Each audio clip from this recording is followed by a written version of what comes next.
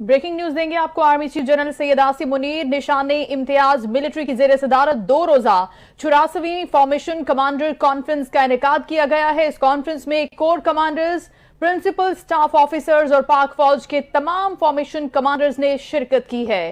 Conference के आगाज में फोरम की शोहदा के इसाले सवाब के लिए फातिहानी भी की गई और इस फोरम का पाकिस्तान के अमन व इस्तेहकाम के लिए शोहदाए अफवाज पाकिस्तान, कानून नाफिज करने वाले इदारों, पाकिस्तानी शहरियों और इस्लामाबाद में हालिया पुरतशद्दुद मुजाहिरों में जामे शहादत नोश करने वाले सिक्योरिटी अहलकारों को जबरदस्त खिराजे अकीदत पेश किया गया।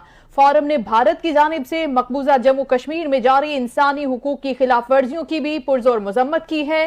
कश्मीरी अवाम के लिए पाकिस्तान की गैर मुतज़लज़ल सियासी, सिफारती और अखलाकी हिमायत का अयादा भी किया गया। शुरका ने फलस्तीनी अवाम के साथ इज़हार यकजहती किया और गाजा में जारी मजालिम की पुरजोर मजम्मत की है।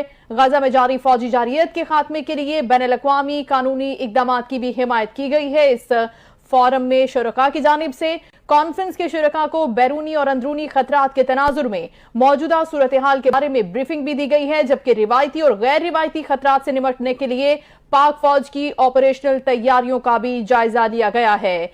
इंसदाद दहशतगर्दी के खिलाफ जारी ऑपरेशंस का जामे तज्जिया किया गया, जबकि बलोचिस्तान में दहशतगर्दों बिलखुसूस BLA मजीद ब्रिगेड के खिलाफ ऑपरेशन पर खुसूसी तवज्जो देने के लिए पाकिस्तान को गैर मुस्तहकम करने के लिए दुश्मन कुव्वतों की इमा पर काम करने वाले दहशतगर्दों, उनके सहूलतकारों, उनकी हौसला अफजाई करने वालों को बेअसर करने का एक बार फिर अज़्म किया गया।